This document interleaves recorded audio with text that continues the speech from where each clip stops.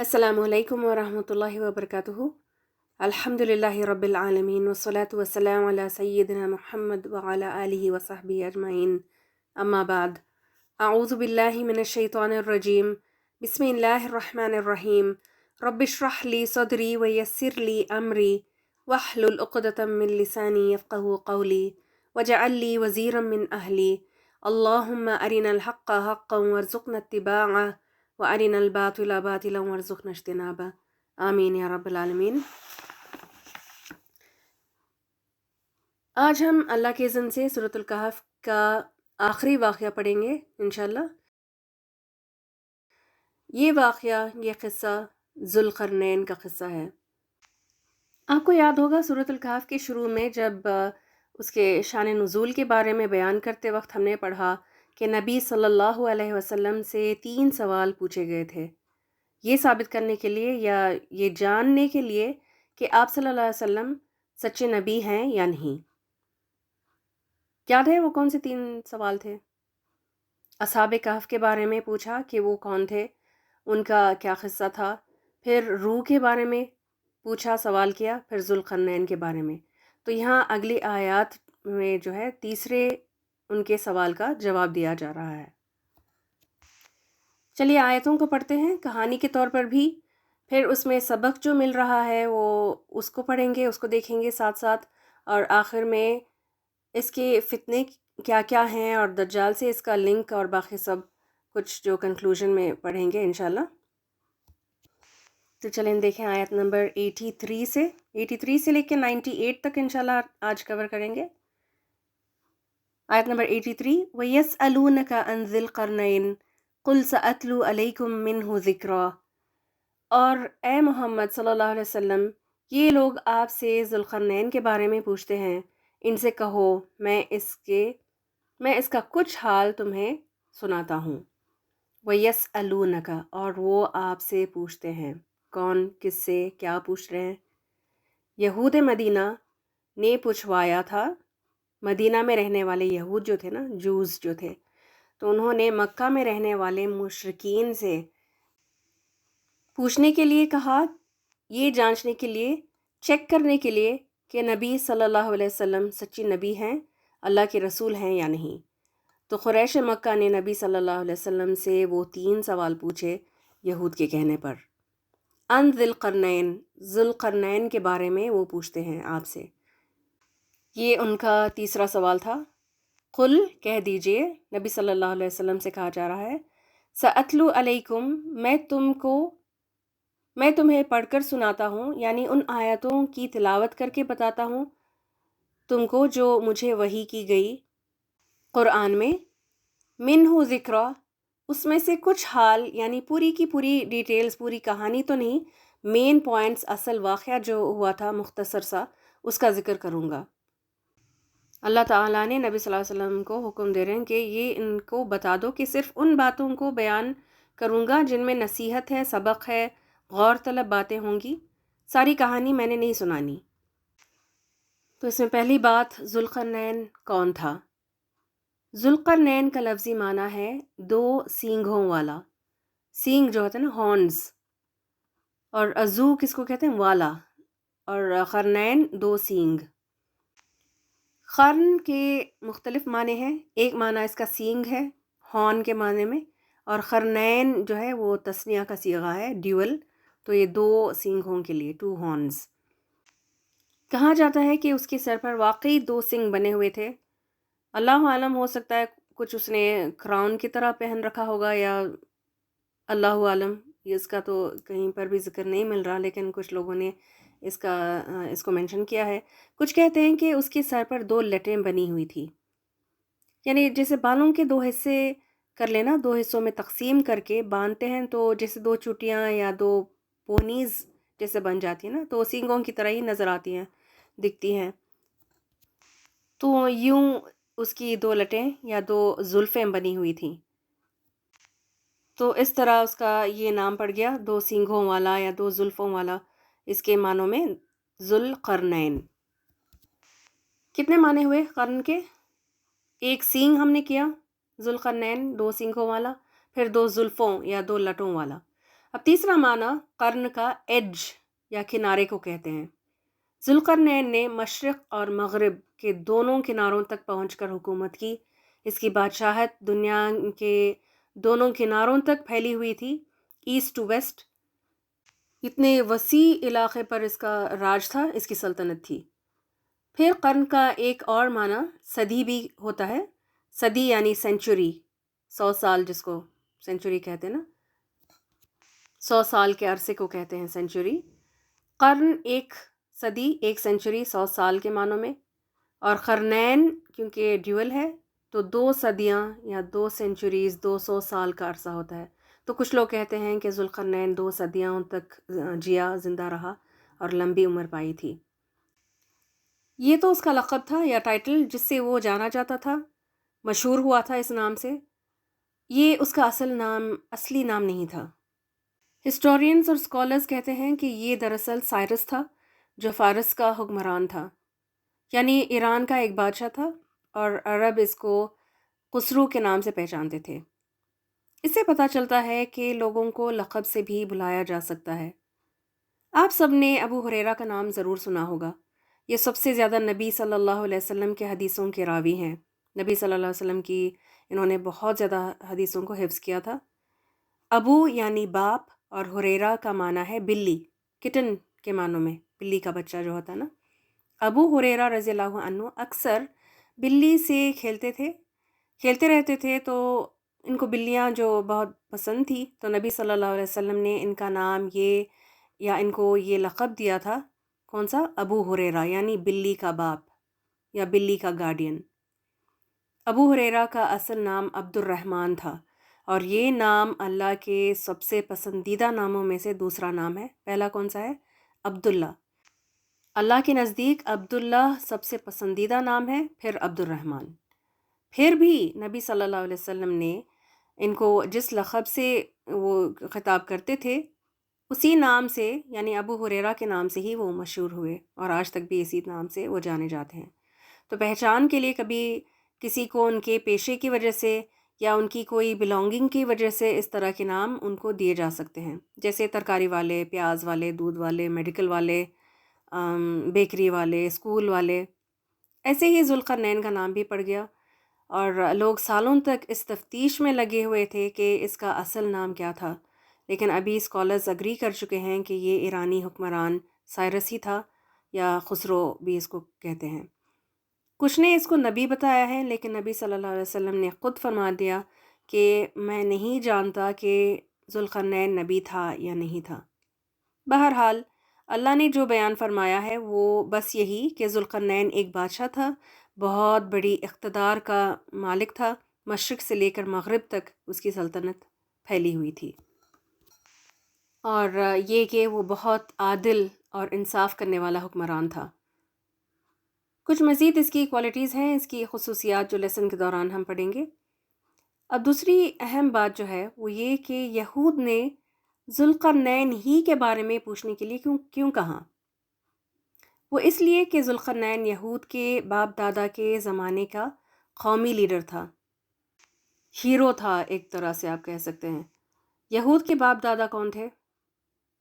ابراہیم علیہ السلام کے بیٹے اسحاق تھے، اسحاق کے بیٹے یعقوب علیہ السلام تھے، یعقوب کا دوسرا نام اسرائیل تھا، یعقوب یا اسرائیل کے پھر 12 بیٹے تھے، جن میں یوسف علیہ السلام ایک ہیں۔ تو یعقوب یا اسرائیل کے انہی بیٹوں کو اور پوتوں کو، نواسے، پڑپوتے، انہی کو بنی اسرائیل کہا جاتا ہے۔ بنی کا معنی بیٹے یا اولاد ہوتا ہے، اور بنی اسرائیل، اسرائیل کے بیٹے، یعنی یعقوب علیہ السلام کے بیٹے اور ان سے آگے جو نسل چلی ان ساروں کو بنی اسرائیل کہتے ہیں، ٹھیک؟ اب بنی اسرائیل کی نسل سے ہی موسیٰ علیہ السلام بھی پیدا ہوئے، اور موسیٰ علیہ السلام کی قوم کو یہود کہتے ہیں، جوز جو ہیں۔ اب یہ بنی اسرائیل کو دنیا میں ذوالقرنین کے دور حکومت میں قید کر لیا گیا تھا، بہت اوپریس کیا جاتا تھا۔ تو ذوالقرنین نے جنگ کر کے فتح حاصل کر لیتا تھا، اور جنگ جیت کر بنی اسرائیل کو آزاد کروا لیتا تھا۔ جہاں جہاں بنی اسرائیل پر ظلم ہوتا، ان سارے علاقوں کو فتح کر کے ذوالقرنین بنی اسرائیل کو رہا کروا لیتا۔ تو اس لحاظ سے بنی اسرائیل میں ذوالقرنین کا بڑا مقام تھا۔ اس کی بڑی عزت کی جاتی۔ یہود بھی بنی اسرائیل کی قوم سے، انہی کی نسل سے تھے نا، تو انہوں نے اس کے بارے میں پوچھا نبی صلی اللہ علیہ وسلم سے، کیونکہ اس وقت تک بہت کم لوگوں کو ذوالقرنین کا پتہ تھا، اس کے بارے میں معلوم تھی اس کی کہانی۔ آگے دیکھیں آیت نمبر 84، عربی ٹیکسٹ اس کا۔ اِنَّا مَكَّنَّا لَهُ فِي الْأَرْضِ وَآتَيْنَاهُ مِن كُلِّ شَيْءٍ سَبَبًا۔ اس کا ترجمہ، ہم نے اس کو زمین میں اقتدار عطا کر رکھا تھا اور اسے ہر قسم کے اسباب و وسائل بخشے تھے۔ اِنَّا مَكَّنَّا لَهُ، بے شک ہم نے قدرت دی، اقتدار عطا کیا تھا اس کو، یعنی اللہ نے ذوالقرنین کو خوب اسٹیبلش کیا، جما دیا تھا زمین میں، اس کو بہت بڑی سلطنت دی، حکومت عطا کی، تو اس میں پاور اور اتھارٹی جو تھی نا اس کو بہت زیادہ ملی ہوئی تھی۔ فی الارضی، زمینوں پر، اور اس پر رہنے والوں پر خوب اس کا کنٹرول ملا ہوا تھا، اور پھر اسی طرح سے علم اور قوت فیصلہ بھی عطا کیا ہوا تھا۔ وَآتَيْنَاهُ مِن كُلِّ شَيْءٍ سَبَبًا، اور اللہ نے ذوالقرنین کو کلی شیء سے نوازا۔ یہ کلی شیء کا لفظی معنی ہے ہر چیز، ہر شے، لیکن اس سے مراد ہر قسم کی چیزیں ہیں جو اس کو ضرورت تھی۔ اتنی بڑی سلطنت کو چلانے کے لیے جو اس کو وسائل چاہیے تھے نا، اسباب جو چاہیے تھے، تو اس کو عطا کیا تھا اللہ تعالیٰ نے۔ اور سبب کا لفظی معنی ہوتا ہے رسی، اس کا لٹرل سینس ہے۔ اور رسی کیا کام کرتی ہے؟ دو چیزوں کو باندھنے والی، جوڑنے والی چیز ہے نا۔ اسی طرح لیڈر یا سیڑھی کو بھی سبب کہتے ہیں، اور اس سے مراد ہر وہ ذریعہ یا وسیلہ ہے جو کسی مقصد کو حاصل کرنے کے لیے چاہیے، یعنی مینز کے معنوں میں۔ ذوالقرنین کو ہر قسم کے اسباب اور وسائل، مینز عطا کیا اللہ نے، جیسے علم ہے، مال، دنیاوی ساز و سامان، اسلحہ یعنی ویپنز، آلات یعنی ٹولز، اور اس دور کی جو ٹیکنالوجی جو بھی رہی ہوگی اس کو بھی عطا کیا۔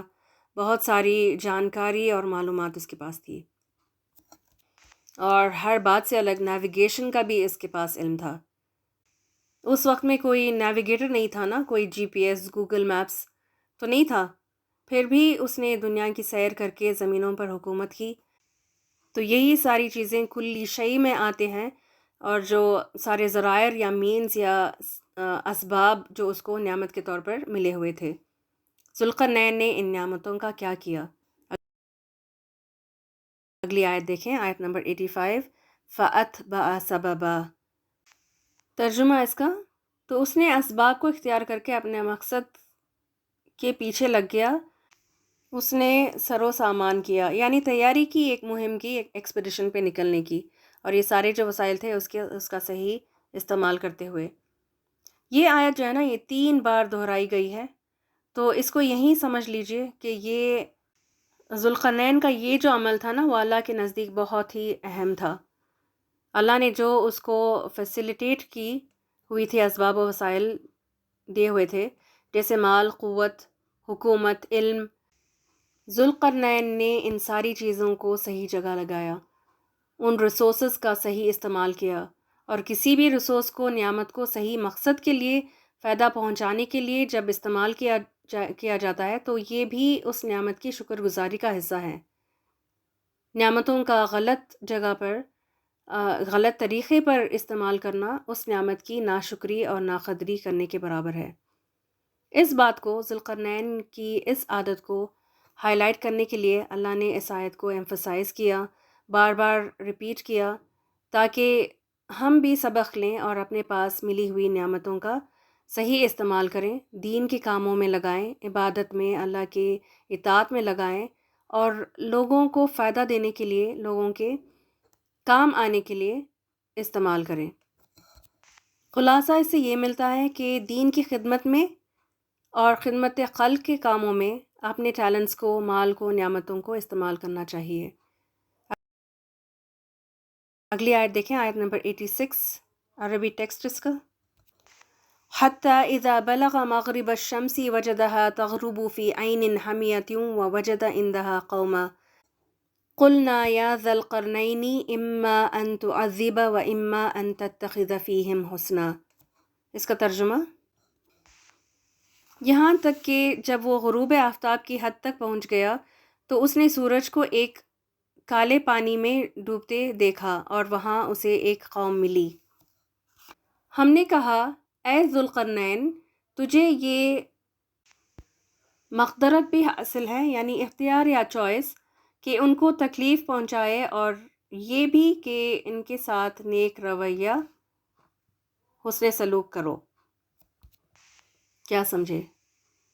ذوالقرنین نے اپنا پہلا مشن پورا کیا، زمین پر ملک پہ ملک فتح کر کے سمندر کے کنارے پر پہنچا۔ بلغا حتی اذا بلغا، یہاں تک کہ جب وہ پہنچا مغرب الشمسی، سورج کے غروب ہونے کی جگہ، یعنی سمندر کے کنارے سن سیٹ کے وقت اور جگہ پر آ گیا۔ مغرب کہتے ہیں سورج کے غروب ہونے کی جگہ کو، اور وقت کو بھی کہتے ہیں، یعنی سن سیٹ کے وقت کو بھی ہم کیا کہتے ہیں؟ مغرب کا وقت، عصر کے بعد مغرب ہوتی ہے نا، تو یہ۔ اور دوسرا اس کا معنی ہے مغرب کا ڈائریکشن۔ مغرب کا ڈائریکشن کیا ہے؟ ویسٹ مراد ہے نا اس سے، یعنی ایران سے لے کر ویسٹ کی طرف جتنے ملک تھے نا، ان کو فتح کر کے سمندر کے کنارے تک پہنچا۔ وَوَجَدَ تَغْرُبُ فِي عَيْنٍ حَمِيَةٍ، وہاں اس نے سورج کو ایک گدلے چشمے میں کالے پانی میں ڈوبتے ہوئے دیکھا۔ سمندر کے کنارے اگر آپ کھڑے ہوں تو ہورائزن پر جو منظر نظر آتا ہے نا، تو اس کا ڈسکرپشن دیا گیا۔ ایسے لگتا ہے کہ دنیا یہاں ختم ہو گئی ہے اور سورج جیسے سمندر میں ڈوب رہا ہے، پانی میں اتر رہا ہے۔ وَوَجَدَ عِندَهَا قَوْمًا، وہاں اسے ایک قوم ملی، کچھ لوگ ملے سمندری علاقے میں، سمندر کے کنارے جو بسے ہوئے تھے۔ ذوالقرنین اسلام کی یعنی دین کی دعوت دیتے ہوئے اللہ کا پیغام پہنچاتا تھا جہاں پر بھی وہ جاتا۔ ایک تو یہ کہ وہ بنی اسرائیل کے لوگوں کو ظلم سے بچانے کے لیے جنگ کر کے انہیں رہا کرتا تھا، آزاد کرتا تھا، اور دوسری طرف فی سبیل اللہ جہاد بھی کرتا تھا، ملکوں کو فتح کر کے دین کی تبلیغ کرتا تھا۔ قلنا یا ذوالقرنین، ہم نے کہا، یا ذوالقرنین، اے ذوالقرنین، ہم نے پکارا، ہم نے کہا، کس نے؟ اللہ نے ذوالقرنین سے کہا۔ کیسے کہا ہوگا؟ اسی میں اختلاف ہے، مختلف آراء ہیں۔ کچھ اسی لفظ سے کنکلوڈ کرتے ہیں کہ وہ ایک نبی تھا، کیونکہ اللہ نبیوں سے ہی وحی کے اور فرشتوں کے ذریعے کلام کرتا ہے۔ بعض کا خیال یہ ہے کہ وہ نبی نہیں تھا، اس دور کے نبی کے ذریعے کہلوایا گیا تھا، اور تیسری رائے یہ ہے کہ اللہ نے الہام کیا، اس کے دل میں بات ڈال دی، جیسے اللہ نے عیسیٰ علیہ السلام کی ماں مریم سلام علیہا کو کیا، اور جیسے موسیٰ علیہ السلام کی والدہ کو کیا کہ اپنے بچے کو ٹوکرے میں رکھ کر ٹوکرے کو دریا میں بہا دو۔ تو یہ الہام ہوا تھا نا، کوئی فرشتہ تو نہیں آ کے ان کو بتا کے گیا تھا۔ اسی طرح ذوالقرنین کو بھی الہام کیا، اللہ نے دل میں بات ڈال دی کہ اما ان تعذب و اما ان تتخذ فیہم حسنا، چاہے تو تم ان لوگوں کو عذاب دو، قیدی بنا لو، یا فدیہ لے کر چھوڑ دو، یا پھر ان کے ساتھ احسان کرو۔ اللہ نے ذوالقرنین کو چوائس دی، بنی اسرائیل پر ظلم ڈھانے والوں کو یا پھر دین کی دعوت قبول نہ کرنے والوں کے معاملے میں اللہ تعالیٰ نے اسے چوائس دی تھی کہ تم جو کرنا چاہو کرو، سزا دو یا نیک سلوک کرو۔ تو پھر ذوالقرنین نے کیا کرنا پسند کیا؟ دیکھیں اگلی آیت میں، آیت نمبر 87 ہے، عربی ٹیکسٹ اس کا۔ قال اما من ظلم فسوف نعذبه ثم يرد الى ربه فيعذبه عذابا نكرا۔ اس کا ترجمہ، اس نے کہا، کس نے؟ ذوالقرنین نے، جو ان میں سے ظلم کرے گا ہم اس کو سزا دیں گے، پھر وہ اپنے رب کی طرف پلٹایا جائے گا اور وہ اسے زیادہ سخت عذاب دے گا۔ آیت نمبر 88 بھی پڑھ لیتے ہیں ساتھ میں، عربی دیکھیں۔ وَأَمَّا مَنْ آمَنَ وَعَمِلَ صَالِحًا فَلَهُ جَزَاءً الْحُسْنَى وَسَنَقُولُ لَهُ مِنْ أَمْرِنَا يُسْرًا۔ ترجمہ اس کا، اور جو ان میں سے ایمان لائے گا اور نیک عمل کرے گا اس کے لیے اچھی جزا ہے، اچھا بدلہ ہے، اور ہم اس کو نرم احکام دیں گے، آسانی ہی کا حکم دیں گے۔ یہاں سے ذوالقرنین کی خوبیوں اور کیریکٹر کا، اس کے اخلاق کا پتہ چل رہا ہے، اور یہیں سے حکمرانی اور لیڈرشپ کے اصولز جو ہیں، پرنسپلز جو ہیں وہ ملتے ہیں۔ ایک خوبی ذوالقرنین کی عدل و انصاف کرنا اس کے نیچر میں تھا، اور دوسرا نرمی اور رحم دلی۔ برا کرنے والوں کو سزا ملنی چاہیے، ظلم کرنے والوں کو، فساد کرنے والوں کو، دوسروں کا حق مارنے والوں کو، ناانصافی اور کرپشن پھیلانے والوں کو سزا دینے سے ہی ظلم مٹ سکتا ہے، ختم ہو سکتا ہے۔ ظلم کا ایک مطلب یہاں شرک بھی لیا گیا، کیونکہ اللہ نے سورہ لقمان میں فرمایا ان الشرک لظلم عظیم، بے شک شرک بہت بڑا ظلم ہے۔ تو برے کام کرنے والوں کی پکڑ ہونی چاہیے، یہی تھا ذوالقرنین کا نظریہ۔ اچھا، اس کا کیا فائدہ ہوتا ہے؟ اس سے دوسرے لوگوں کا حوصلہ جو ہے نا وہ ٹوٹے گا، اور اس جیسا غلط کام کرنے کے لیے وہ سر نہیں اٹھائیں گے، جرأت دوبارہ کوئی نہیں کرے گا۔ اگر حکمران یا سیاست کے بڑے اتھارٹی والے لوگ، اسپیشلی ہوم منسٹر، اور جو لا اینڈ آرڈر ڈسپلن کو انفورس کرنے کی طاقت دیے جاتے ہیں نا، وہ اگر مجرموں کو، ظالموں کو معاف کر کے کھلا چھوڑ دیں تو ظلم کبھی بھی ختم نہیں ہوگا، بلکہ کرائم ریٹ بڑھ جائے گا معاشرے میں۔ لیکن اس کے برعکس اچھا کام کرنے والوں کو ریوارڈ دینا چاہیے، ان کی اچھائی کو ایکنالج کرتے ہوئے انعام ملنا چاہیے۔ یہی تھا ذوالقرنین کا اصول، اور یہی ہے بہترین اصول، عدل و انصاف پر بیسڈ پنشمنٹ اینڈ ریوارڈ کا ایک بیلنس سسٹم کا ہونا۔ یہ جو آیت 88 میں حسنہ کا لفظ ہے نا، تو اس حسنہ سے مراد کیا ہے؟ بھلائی ہے دنیا میں، ریوارڈ یا انعام ہے، اور آخرت میں جنت مراد ہے۔ لیکن یہ انعامات، جنت اور آسانی، یہ کس کے لیے ہیں؟ جو ایمان لائے۔ وَأَمَّا مَنْ آمَنَ وَعَمِلَ صَالِحًا، پہلے آمنہ ہے جو مومن ہو اور پھر اچھے کام بھی کرے، تو اللہ اس کو دنیا میں بھی آسانیاں فرما دیتا ہے، اور آخرت میں رحمت اور نرمی کا معاملہ کرتے ہوئے جنت عطا کرے گا۔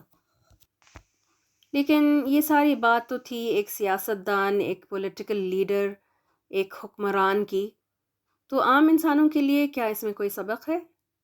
بالکل ہے۔ ہر انسان کے پاس ایک چوائس ہوتی ہے کہ وہ دوسروں کے ساتھ کیا معاملہ کرے۔ یہ انسانوں کی آزمائش ہوتی ہے، تو ہمیں غور کرنا چاہیے کہ ہم دوسروں کے ساتھ کیا سلوک کرتے ہیں۔ دوسروں پر ظلم تو نہیں کر رہے، بے گناہ کو سزا تو نہیں دیتے، الزام تو نہیں لگا دیتے کسی پر بھی، ناانصافی تو نہیں کر دیتے۔ سیلف انالیسس کرنا ضروری ہے کہ ہمارا کس سے کیا رویہ ہوتا ہے، کیا ہم اچھے سے پیش آتے ہیں، خصوصاً ان لوگوں سے جو اپنے سے چھوٹے ہوں۔ ہم میں سے ہر ایک اپنے اپنے ڈومین میں لیڈر ہے، ہمیں بھی چوائس دی گئی ہے نا۔ خاص طور پر والدین میں بھی والدہ، ماں کا بڑا کردار ہوتا ہے، یا پھر ساس سسر۔ بیسک پوائنٹ یہی ہے کہ ہم اپنے بچوں کو شرک سے بچائیں اور ظلم کرنے سے روکیں، خود بھی ظلم نہ کریں، اور عدل و انصاف کو اسٹیبلش کریں اپنے گھروں میں۔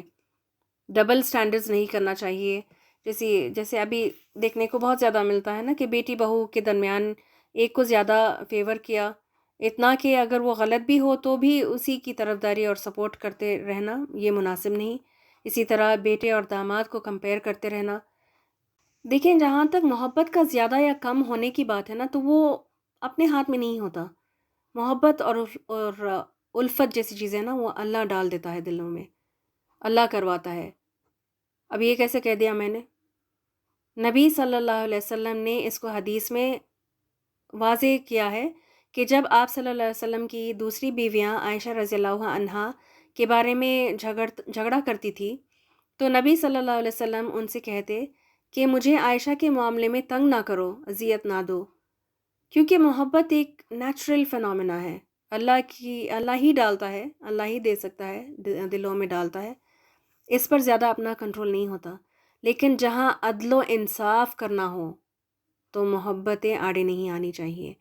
کئی پرابلمز گھروں میں اسی کی وجہ سے ہو جاتی ہیں کہ گھر کے بڑوں نے محبتوں کی آڑ میں ناانصافی کی ہوتی ہے، پارشیالٹی، فیورٹزم یا ظلم کر بیٹھتے ہیں۔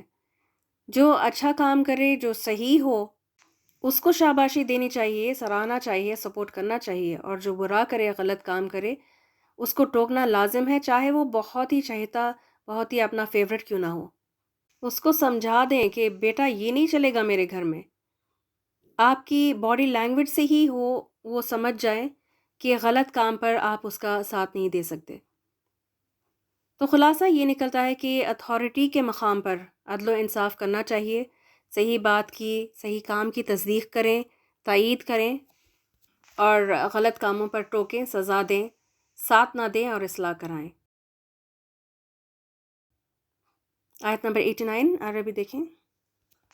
ثم اتبع سببا، یہاں پر ریپیٹ ہو رہی ہے نا آیت، اور ترجمہ اس کا، پھر وہ اسباب اختیار کر کے آگے چلا، اپنے دوسرے مہم کی تیاری کی، یعنی سیکنڈ مشن جو اس کا تھا، ایکسپیڈیشن، اس کے لیے نکلا۔ اس نے یہ نہیں سوچا کہ بس چلو اب اتنا تو پا لیا نا، اتنا تو ہو چکا ہے ایسٹ سے لے کے ویسٹ تک کا، اب ریٹائر ہو جاتا ہوں۔ اس طرح کی کمزور ارادہ اس کا نہیں ہوا۔ اس میں سبق کیا ملا؟ مومن جو ہے نا مسلسل کام کرتا رہتا ہے، سستی نہیں کرتا۔ کون سا کام؟ دنیا کمانے کا، زمین جائیداد بنا کر چھوڑ جانے کا؟ نہیں، مومن جو ہے نا وہ دین کا، عبادت کا اور تبلیغ کے کام میں سستی نہیں کرتا، مسلسل لگا رہتا ہے، فی سبیل اللہ والے کام۔ ہم کیا کرتے ہیں؟ اس کے بالکل الٹ۔ نماز پڑھ لیے نا، تین وقت کی نماز تو ہو گئی، 4-5 وقت کی ہو گئی، تسبیح یاد ہی نہیں رہتا، یاد دچ نہیں آتا تسبیح کرنا۔ صدقہ دے دیا نا پرسوں، اب اور کتنا دیں؟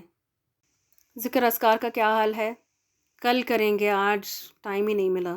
کیوں؟ دنیاوی کاموں میں گم تھے نا، مصروف تھے۔ نہیں ابھی نہیں، ابھی تو بہت نیند آ رہی ہے۔ ویسے آپ کو تو نیند نہیں آ رہی ہے نا ابھی؟ لیکچر سنتے وقت لوگوں کو نیند آ جاتی ہے، وہ سکینت نازل ہوتی ہے نا، قرآن کی آیتیں سن کر، پڑھ کر، فرشتے بھی نازل ہوتے ہیں تو بہت زیادہ سکون ملتا ہے اور سو جاتے ہیں لوگ۔ ویسے تو میری امی بھی جب اکثر کہتی ہے نا کہ مجھے نیند نہیں آ رہی ہے تو میں ان سے کہتی ہوں کہ میرا لیکچر لگا لیں تو آپ کو سکون کی نیند آ جائے گی۔ چلیں، یہ تو آپ کو جگانے کے لیے تھوڑا سا تھا۔ میری امی بھی جاگ گئی ہوں گی ابھی میری یہ بات سن کے۔ چلیں اگلی آیت پڑھتے ہیں، آیت نمبر 90 دیکھیں عربی۔ حتی اذا بلغ مطلع الشمس وجدها تطلع على قوم لم نجعل لهم من دونها سترا، لم نجعل لهم من دونها سترا۔ اس کا ترجمہ، یہاں تک کہ طلوع آفتاب کی حد تک جا پہنچا، وہاں اس نے دیکھا کہ سورج ایسی قوم پر طلوع ہو رہا ہے جس کے لیے دھوپ سے بچنے کا کوئی سامان ہم نے نہیں کیا ہے۔ حتی اذا بلغ مطلع الشمس، ذوالقرنین چلتے چلتے، سفر کرتے کرتے مطلع الشمسی تک پہنچ گیا۔ مطلع الشمس کون سی جگہ ہے؟ سورج کے طلوع ہونے کی جگہ۔ اب اس کے دو معنی بنتے ہیں، ایک فار ایسٹ پہنچا، بالکل اپوزٹ ڈائریکشن پہنچا۔ پہلا ایکسپیڈیشن کون سا تھا پروجیکٹ میں؟ وہ ویسٹ پہنچ گیا تھا نا، مغرب کی طرف۔ اب مشرق پہنچا، جہاں سے سورج طلوع ہوتا ہے، جہاں سے سن رائز ہوتا ہے۔ دوسرا معنی آیت کے اگلے حصے سے نکلتا ہے، وجدہا تطلع علی قوم، ذوالقرنین نے دیکھا کہ سورج ایک ایسی قوم پر طلوع ہو رہا ہے، لم نجعل لہم من دونہا سترا، جس قوم کے لیے دھوپ سے بچنے کا کوئی سامان ہم نے نہیں کیا تھا۔ اس کا کیا مطلب ہوا؟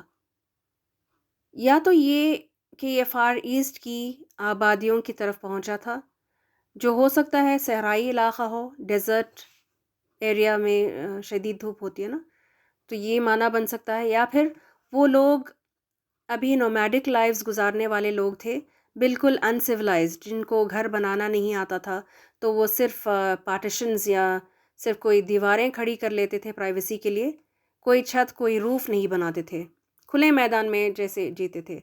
تو اس سے سورج کی جو شعاعیں اور روشنی تھی وہ ان پر ڈائریکٹلی پڑتی تھی، اسی لیے دھوپ سے بچنے کا کوئی سامان نہیں تھا۔ یا پھر تیسری رائے یہ ہے کہ ذوالقرنین ایسے علاقے میں پہنچا جہاں سورج غروب ہی نہیں ہوتا تھا، سن رائز تو ہوتا تھا لیکن سن سیٹ نہیں ہوتا، یعنی 24 آورز میں 24 گھنٹے سن لائٹ یا ڈے لائٹ ہی رہتا۔ جیسے آج بھی اسکینڈینیوین کنٹریز میں کچھ مہینے، 4 سے 6 مہینوں تک نا، سورج کی شعاعیں، سن ریز جو ہیں دن بھر رہتی ہیں اور رات میں بھی وہ نظر آتی ہیں۔ رمضانوں میں ایسی ویڈیوز بہت زیادہ سرکولیٹ ہوتی ہیں نا، جس میں دکھایا جاتا ہے کہ 20 سے 22 گھنٹوں تک سورج کی کرنیں نکلی ہوئی رہتی ہیں۔ یہ Norway, Denmark, Finland, Iceland, Sweden اس طرح کی کنٹریز میں ہوتا ہے زیادہ تر۔ لیکن پھر یہ ایسٹرن کنٹریز نہیں ہیں۔ اگر فار ایسٹ کا معنی لیں، سورج طلوع ہونے کی جگہ لیا جائے معنی، تو پھر یہ کنٹریز نہیں مراد ہو سکتی۔ اللہ عالم، اللہ ہی بہتر جانتا ہے کہ مطلع شمسی سے مراد وہ کون سے ممالک ہیں، کون سا علاقہ تھا جس کو فتح کیا ذوالقرنین نے اپنے دوسرے پروجیکٹ کے تحت۔ لیکن طے شدہ بات یہی ہے کہ اس نے اس قوم کو بھی دین کی دعوت دی، تبلیغ کی، پھر ان پر فتح حاصل کی۔ چلیں یہاں پر ایک چھوٹا سا بریک لے لیتے ہیں، کیونکہ دیکھیں لیکچر جو ہے کافی طویل ہو رہا ہے، اور ہم نے تقریباً اور 8 آیتوں کو دیکھنا ہے، تفسیر پڑھنی ہے جس کی، تو تھوڑا سا یہاں پر بریک لیتے ہیں، پھر انشاءاللہ دوبارہ اس کو کنٹینیو کریں گے انشاءاللہ۔ سبحانک اللہم و بحمدک، نشہد ان لا الہ الا انت، نستغفرک و نتوب الیک۔ السلام علیکم و رحمۃ اللہ وبرکاتہ۔